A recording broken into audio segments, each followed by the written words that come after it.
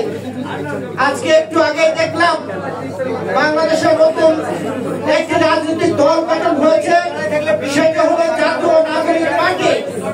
আমরা দেখলাম সমন্বয়কদের অনুরোধে, তাদের অনুরোধে ওয়াসাতে 150 জন মানুষকে নিয়োগ দেওয়া হয়েছে। বাংলাদেশের মানুষ জানতে চায় কিসের বন্দোবস্তর নামে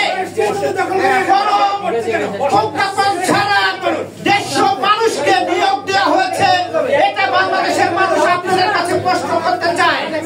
তার মানে অন্তর্বর্তী সরকার বাংলাদেশের মানুষকে পাশ কাটিয়ে তারা এই বৈষম্য বিরোধী ছাত্র আন্দোলনের নেতাদের ভয়ে তারা ওয়াসাতে নিয়োগ দিয়েছে, যেটা তীব্র নিন্দা প্রতিবাদ জানাই। এটার কোনো ভাষা নেই। আরেকটি কথা বলতে চাই, সেটা হলো আপনারা জানেন পার্শ্ববর্তী একটি দেশ তারা এই রমজান মাসে আমার মুসলমান ভাইদের উপরে যেইভাবে নির্মম নির্যাতনে মেতে উঠেছে, আমরা তীব্র নিন্দা জানাতে চাই। আমরা তীব্র নিন্দা প্রতিবাদ জানাই ক্ষান্ত হয়নি। আমরা রাজপথে দুর্বার আন্দোলন করতে চাই। এই গুজরাটের কসাই মোদী তার নেতৃত্বে ভারতে রোজার মাসে মুসলমানদের উপরে অন্যায় অবিচার নির্যাতন করা হচ্ছে।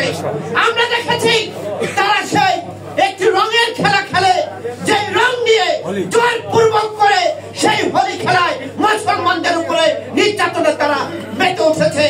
আমরা মোদীকে বলতে চাই, বাংলাদেশের মানুষ প্রতিবাদী, আমরা সকল ধর্মের মানুষ, আমরা আন্দোলন করে তুলবো।